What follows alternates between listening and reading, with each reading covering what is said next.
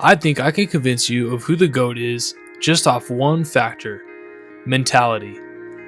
I also think I can convince those of you who are mad of getting dragged into GOAT debates why it matters. Now, I want to preface this debate by saying there's things that MJ has said or done that I don't think we should emulate, and same for LeBron. So it's not about anybody being perfect, but this is about their mentalities and how it's shaped their successes or lack thereof. Also, interesting side note, 4 of the top GOAT candidates dealt with hair loss during their careers. So, gotta be a correlation here. Shout out to my bald brothers. So without further ado, let's get into it. Let's start with the on-the-court mentality. For LeBron, in his prime, he was a stereotypical all-around player, could do most things very well while being the best physical specimen driving the ball to the hoop with either hand that we've ever seen. For Michael Jordan in his prime, he was also a stereotypical all-around player, with LeBron getting the edge in passing and MJ getting the edge in scoring. MJ was also probably the second best driver of the ball in NBA history, but with more of like a creative over power approach compared to LeBron. Also, of course, drawing more fouls on his drives than LeBron with the much more physical defensive play in the 80s and 90s. But for this video, let's just focus on mentalities. I'm going to do my best not to cherry pick. I'm going to show you 3 things. Number 1, MJ and LeBron's worst plays. 2, their best plays. And 3, their interviews.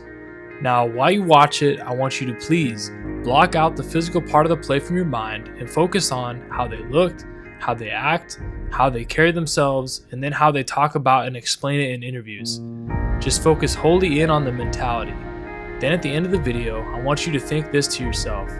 If I was trying to train or coach my child with the sole goal of being the greatest ever, which mentality would I want them to emulate? And at the end, I'll have a few great stories of both players. Alright, let's do it. Let's get into their worst plays. We'll start off with MJ's most famous worst play, the strip by Nick Anderson. Clock is down to 12, and Anderson stole the ball. Hardaway picks it up. 2-on-1. And he bounced past the ground. He dunks it. 6.2 seconds to go. Now, in brief context, this is the 1995 season, several months after Jordan had returned from minor league baseball. He had been playing with the number 45 since coming back, and the Bulls are playing the Orlando Magic in the second round. MJ is trying to use up clock, up 1 with a few seconds to go.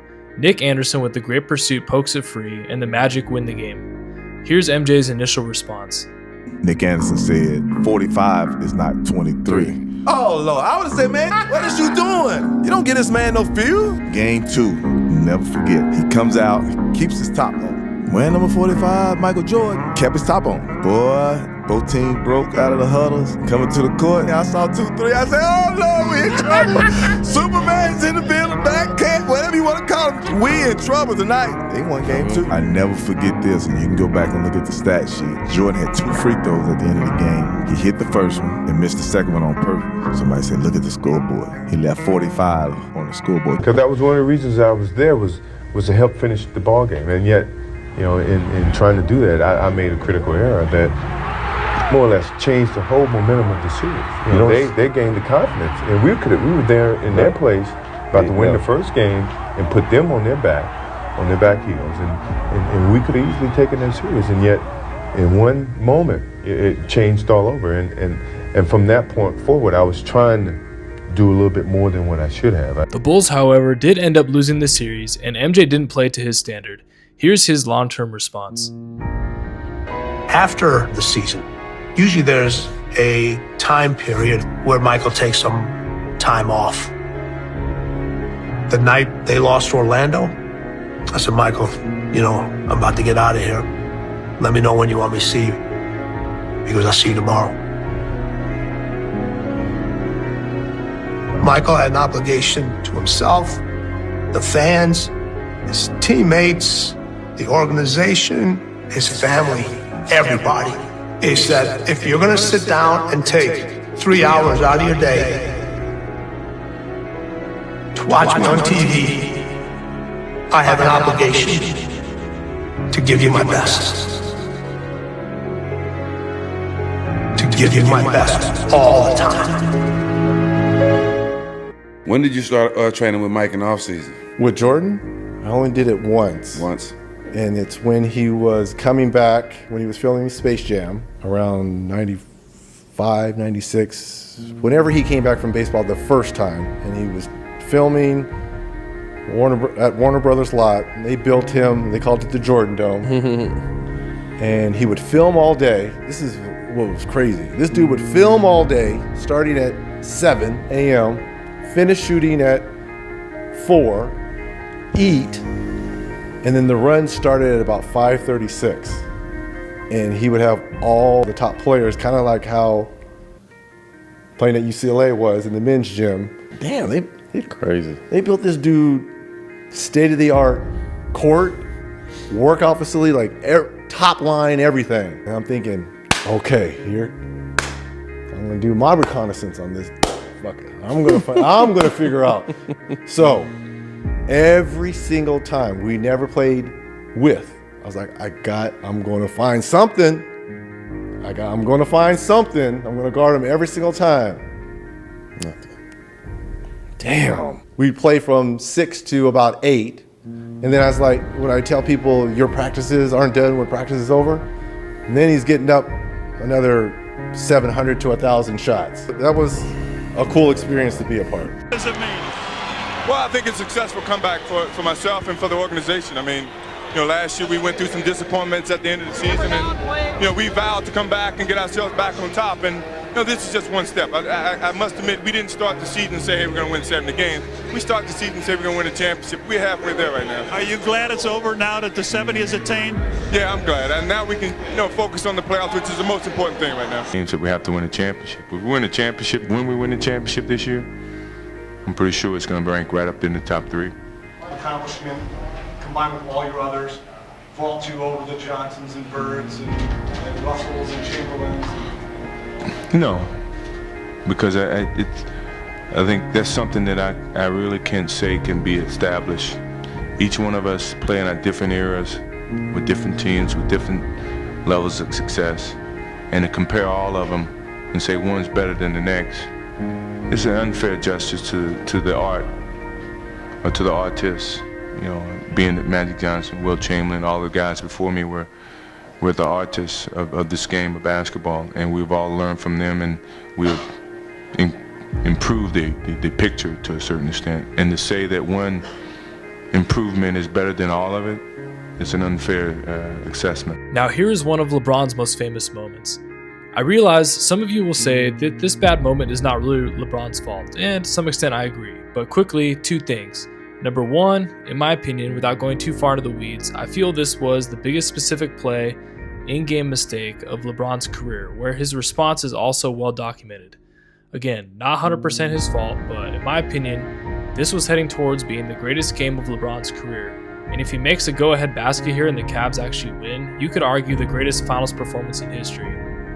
George Hill to me looks like he's trying to clear out the right elbow defender so LeBron can drive there. I don't believe he's trying to cut for the ball, seeing as how he goes towards Clay instead of the open space and is starting to turn his head away from LeBron. But hey, it did work out for LeBron and the Cavs on the surface, except that Hill missed the second free throw. If you disagree, I get you, but for the sake of this video, let's focus on the mentality and the response. Hill misses. Rebound goes to the Cavs. J.R. Smith brings it back out. Throws it to Hill. Hill shot blocked. And we'll go to overtime. You get the feeling J.R. Smith thought they had the play at the end with J.R. getting the rebound. There's still confusion about whether J.R. thought the game was tied or whether he thought you guys were ahead. From where you stood on the court and from talking to him after the play, what's your reaction to it? What's your version? What do you mean, what's my version? Well, did he think that the game was tied, or did he think that you guys had it salted away? How do I know that? Or did you discuss it at all with him at the end of the play? No. They asked me if I talked to JR about it. I said no already. I knew it was a tie game. We was down 1. George Hill went up. He made the first one. We got the offensive rebound. I thought we were all aware of what was going on. That's my view. So I don't know what JR was thinking. I don't know the question you were trying to ask. I was just trying to see if you knew exactly what his state of mind was. Did he think that you guys had it won, or did he think he was trying to make a play? Not sure. Maybe I'm not sure. No, I don't know his state of mind. Did you know if he knew the score?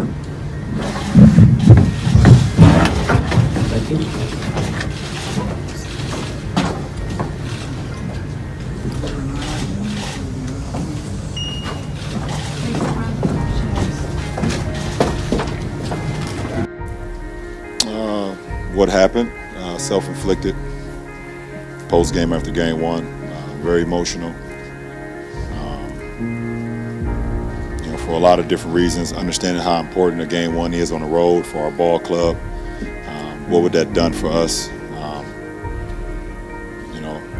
The way we played, the calls that was made throughout the course of that game. I had emotions on, the game was taken away from us. I had emotions of you just don't get an opportunity like this on the road versus Golden State to be able to get a game one. And, I let the emotions get the best of me and pretty much played the last 3 games with a broken hand. So that's what it is. Breaking news, LeBron James is taking his talents to the Western Conference. He's going to join the Los Angeles Lakers. He's signing a 4-year deal worth $154 million. The point of each of these 2 clips is to show how each player responds to adversity mentally. Now, the worst sequence from Michael Jordan's career. Losing to the Pistons in 3 straight playoff series, including in Game 7 of the 1990 Eastern Conference Final. Here's his immediate response. There's Thomas and Jordan with congratulations as Paxson fouls out. What can you say about Michael Jordan and what he has become in this league, Hubie? It's just nice what the building is doing right now.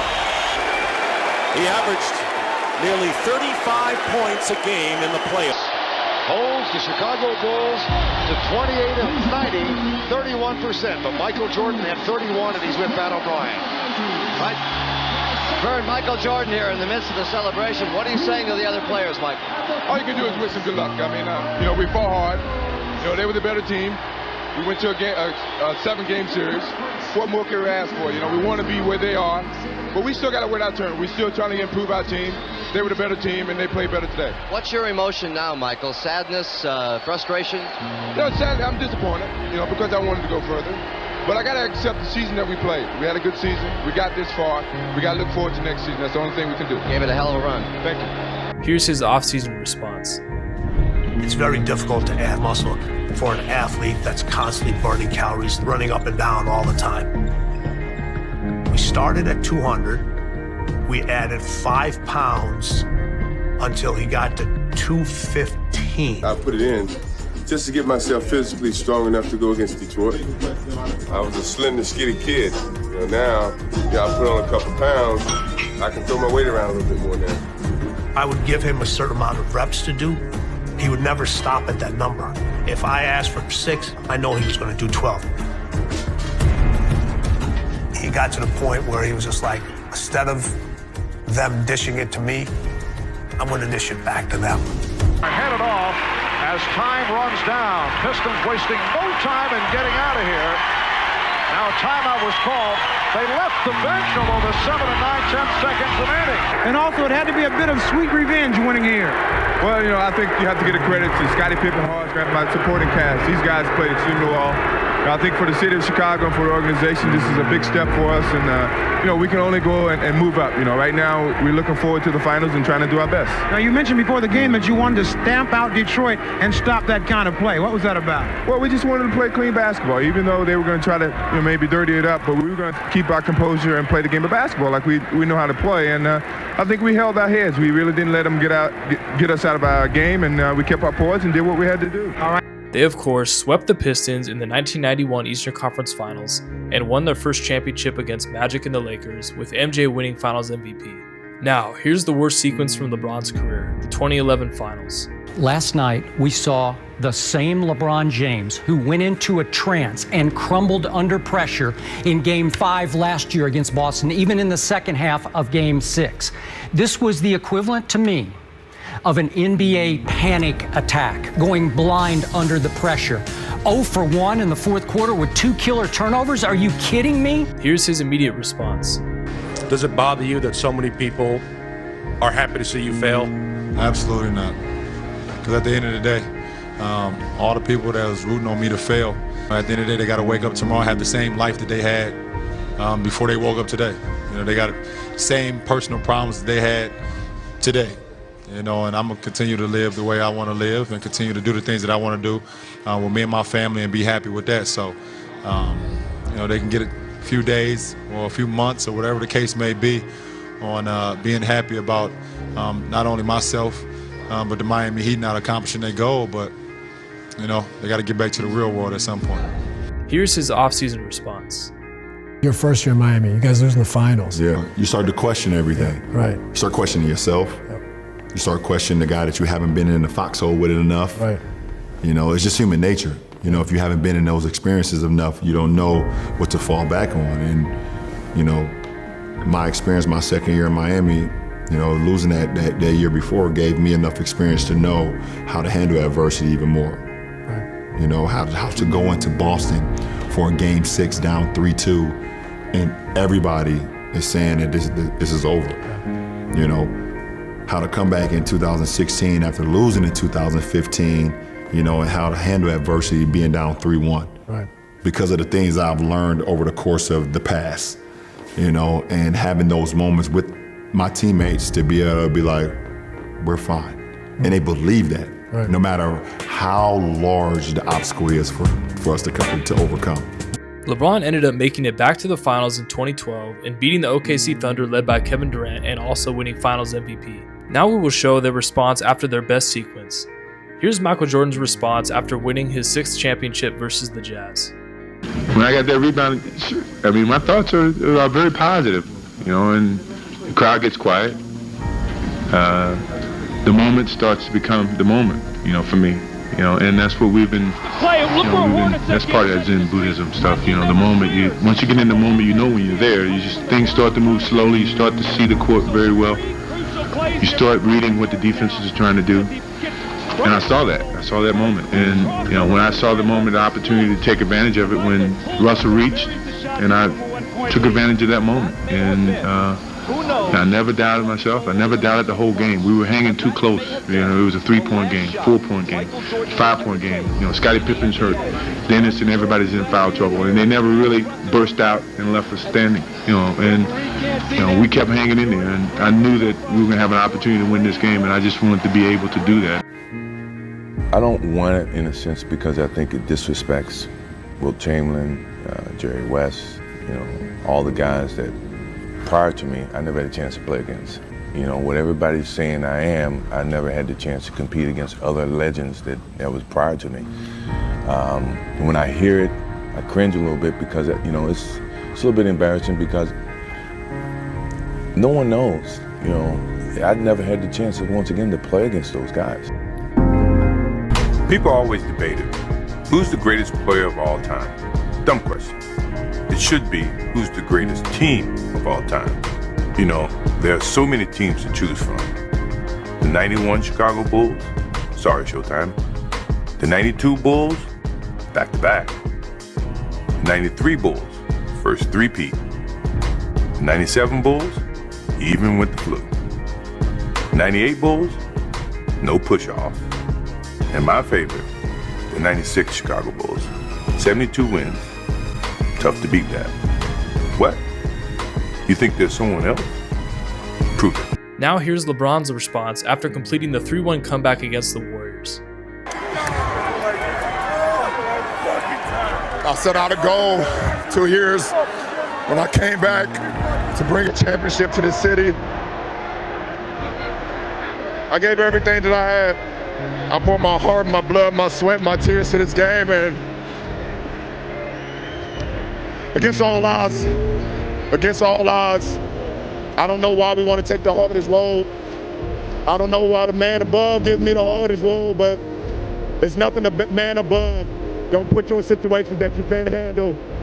And I just kept that same positive attitude, like, instead of saying, why me, they're saying this is what he want me to do. And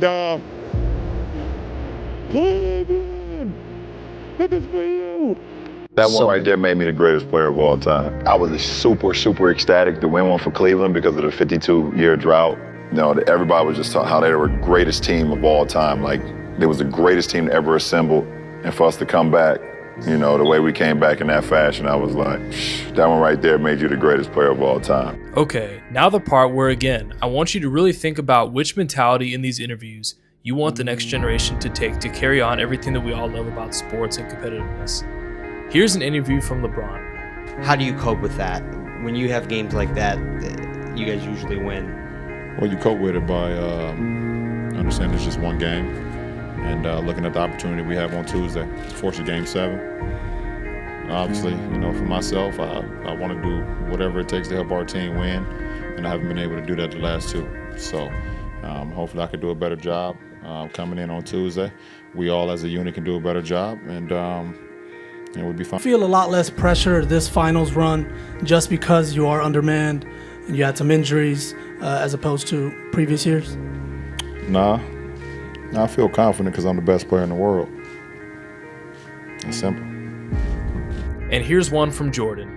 But MJ offers assurances that the dynasty will not end here tonight. We're going to win Game 7. You all but guaranteed a victory here in Game 7. Is there ever a doubt? No. The mental battle, is that why you promised a win to get everybody thinking that direction? Sure, you have to think positive. You can't go into a situation where you're trying to achieve something and you think negative and you let negative thoughts come in. You have to think positive. And then, yeah, sure, that was one of the reasons that I felt that I had to, you know, as a leader, speak up and say, hey, we're going to win this. It doesn't matter how we do it, but you got to have positive thoughts so that you can achieve it. Yeah, it will mean something once I'm done. You know, once I have an opportunity to reminisce about it and equate the 6 championships that go along with it. And here's another one from LeBron. Is that even a thought, missing or failure, before you take the shot? No. Like the consequences of it, the magnitude of it? Maybe when I was younger, because I cared about what everybody else thought. I don't give a now. When did that change? Like, I don't give. It probably changed. Took me to about 25. I spent like 7 years, and then I went to Miami that first year, and everything was about like still what everybody else thought, and then I just literally was just like, I don't give a what nobody think. I'm him. If I don't take it, who's gonna take it? I mean, you know, and it's not even like taking a shot. It's just it can be taking a shot. It can be making the right play. Like I get shit for making the right play. Forward on me is wide open right here. Like we are a team. I trust him, or I wouldn't have thrown it to him. I don't care about the results. And another from Jordan. Yeah, 91, 92, I was young, full of energy, hungry. In 98, when winning 6 out of 8, and yet being just as dominant as you were in 91, that's where the craftsmanship came in. Yeah, I think 98 was much better than any of the other years because of how I was able to use my mind as well as my body. So was it then satisfying to leave at your peak? No. Or is it maddening to leave at your peak? It's maddening because I felt like we could have won 7. I really believe that. We may not have, but man, just not to be able to try, that's something that, you know, I just can't accept. And a final one from LeBron. You know, you have your big guys that make big plays at the end of games, throughout the game, or whatever the case may be, but ultimately, you know, teams win championships. I don't lose sleep over that. Like, fuck, how did me and Luka lose? Right, like, well, yeah, there's 8 other guys on the floor. You know, so of course, you know, yeah. So shooting is something that I don't want to excel at because it takes away from all phases of my game. My game is a fake drive to the hole, penetrate, dish off, you know, dunk or whatever. And when you have that mentality, as I found out in the first game, of making threes, you don't go to the hole as much. You go to the 3-point line and you start sitting there waiting for someone to find you. And that's not my mentality. And I don't want to create that because it takes away from my other parts of my game. Now, I don't want to give my opinion. I hope you can see the 2 different philosophies and you can decide which one you think the next generation should emulate to make sports great and competitive. On my last video, a lot of you asked interesting questions in the comments, so I'd like to share with you guys why I started this channel. I feel that sports is one of the last pure things in the world, and the world is trying to make it impure. Watching highlights on social media, narratives, stats, and keyboard warrioring have become more important than actually going out with your friends and playing. And if you're taking sports more seriously, the beauty is in taking the lessons you can learn from sports and applying them to life, like always giving your best, learning how to work as a team, training hard to improve when no one's watching and it's not being recorded, and my favorite part on this channel, the mental side. Sports took on a whole new level of fun for me when I was a high school pitcher, and I started memorizing each batter's tendencies, how they acted as they entered the box, figuring out which pitches they could or couldn't handle. The mental game behind the scenes that the casual observer has no idea is happening. This is what made me really fall in love with sports. So my goal for this channel is to bring that back for the younger generation. Sports is beautiful, it's like art, and true competitiveness is competing with yourself to go above and beyond what you're possibly capable of achieving. If you think like that, I'm glad you're here and this is the channel for you. If you're here to angrily defend two players you're primarily basing your opinions off from highlight videos or whatever, I hope this opens up your mind a bit. My goal is to help the next generation to see the value of pure sport. Take it back from travel ball and social media. Fall in love with the game again, the team camaraderie. I've made friends all around the world on my travels through sports. Even when we couldn't speak the same language, it's a great connector. The next time you go to your local gym, try being the one to go set picks, cut, play defense, gas up your teammates, instead of being the guy that's jacking up ISO 3s like everyone else. Anyways, thanks for listening to my rant. All these reasons are why the GOAT debate matters. It has nothing to do with emulating playstyle. I love bantering with you guys in the comments, especially those of you that are sincere and that actually watch the games, even if we disagree. Please subscribe if you can. I'm trying to work on my craft, and your support motivates me to keep improving on my mission. As my final gift to you, my friends, a few awesome stories regarding these two legends. Peace. With that Cleveland matchup, it was a battle. It was back and forth. That year, LeBron made that big shot. He traveled before the day and called it. He missed the layup. I made 2 free throws, and we was supposed to foul when he got the ball, when he threw it to him. Kevin Love threw an amazing pass. You know, he outlet king. He caught it, fade away. I'm like, man, he ain't making it. Bank shot. He come out and talking to me. I say, man, he don't be making that shot. He said, I work on this all the time. I'm like, damn. I was with MJ 4.5 seasons or whatever. Never lost a suicide. Never. Never lost a suicide. Never. It's crazy. Never. Close? No. Me and BJ, we gonna go out hard on it. Oh, y'all would team up on it. Please. Soon as the whistle blow, he damn near coming back at us. That's different. You feel me? Yeah. On the real, this ain't no job, and I feel like I could run all day. Yeah. You feel me? And I quick hands and some speed. Yeah. But man, it wasn't even fair. Yeah, I mean, you never know, right? A kid coming out of high school, even though his hype was like never seen before in the NBA. And, you know, I'm a pro, I'm in the league, I've been to college, whatever. You know, we hear about LeBron. We saw him play a couple times in high school, and he looks terrific against the high school competition. So you're like, oh, he's going to be able to play and compete. We get him on campus to get him to practice. He got the ball. He drives down the baseline, and he jumps over Milt Palacio. Like, leaped over him, spread his legs, laid the ball in, and I'd never seen that before in person. Now, I heard stories about MJ, I heard stories about Dr. J, but I'm witnessing an 18-year-old kid jump over a 6'5" point guard and lay the ball in, and he took off from outside the paint. And then on top of that, right away we knew that he was our best player. He passed the ball, he got by people, he wanted to draw on the defense and kick it. He made the game so much easier and so much fun to play with. Right away we knew he was our best player. So we got Chicago Bulls coming in town. I got a sprained ankle. So they're getting off the bus. We're done with shoot around and we're walking out, and MJ says, B. Scott, what's going on? I said, what's up, MJ? He said, man, I hear that you're not playing tonight. I said, no, I sprained my ankle. He said, who's guarding you? I said, Anthony Peeler. He said, 50.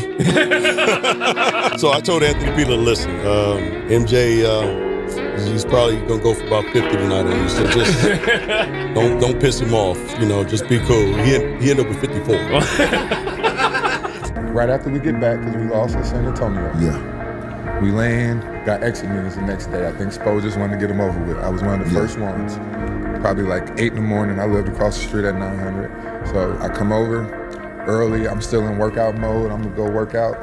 LeBron in there 7 in the morning with his mom working out. That's just 7 in the morning on the Versa. Like with his mama. I'm like, crazy. That's crazy. That's crazy. And I tell people, practice started at 10. Brown was probably there at 7.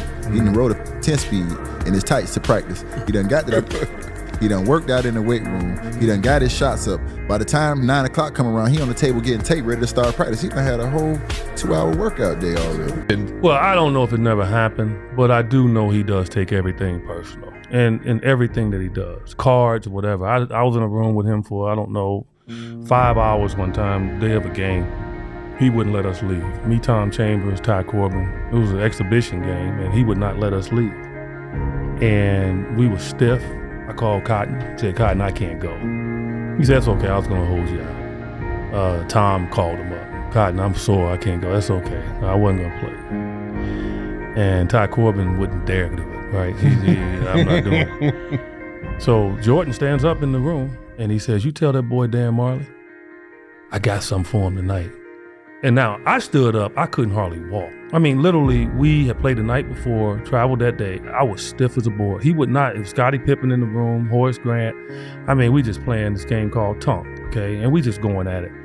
And he looked at Tom and I. He said, "I'm gonna give your boy 40." In an exhibition game? Yeah. We like, who? Dan. I'm like, yeah, okay, whatever. Bet 100. Bet 200. I took the bet. Tom took the bet. Oh no. So he starts the game and he just going nuts. I'm over there still stiff. I got heat packs under my clothes, man. I'm like stiff. This man's out there going crazy. And Tom and I sitting there looking at him like, this dude is just insane. So he had about 34. And he walks over to the bench and he catches the ball. He catches it. He looks at Tom and I like, get that money ready. He catches the ball, and Dan's guarding him. He reverse pivots on him, so Dan's got to backed up, and he went right, and he just tried to tear the rim down. Tongue wag, he went down like this, right, and holding up 400. Nobody knew what the 4 was, right? And so we're looking, so timeout, Cotton called a timeout. And Michael came over after the timeout. He said, "Cotton, your boys, they were playing cards with me all day. Told on us." So that's why. Oh yes. So that's why. Yeah. So that's why y'all not playing. That's why they not playing. And they bet me too. I told them I was gonna give your boy Dan Marley 40, and he had 30. He had 30, 36, 38. And we sitting over there. And Cotton turns to Dan, who's a rookie, right? Because Dan supposedly locked Jordan up, you know, in the Olympics, right? And Cotton looks at Dan. He said, "Dan, what did you do to Michael?" Just messing with him. And Dan was like, "I didn't do anything to him." We fell out laughing. And he went, man, he dunked for the 40 on everybody. And look, what ran past bitch, "I want my money." Checked himself out the game. The next day, Cotton tried to kill me and Tom, virtually the whole team in practice, because he felt that that's the reason we didn't play. Oh my goodness. So Michael will tell. Oh my goodness. Wow. All right. A 4-time NBA champion and 4-time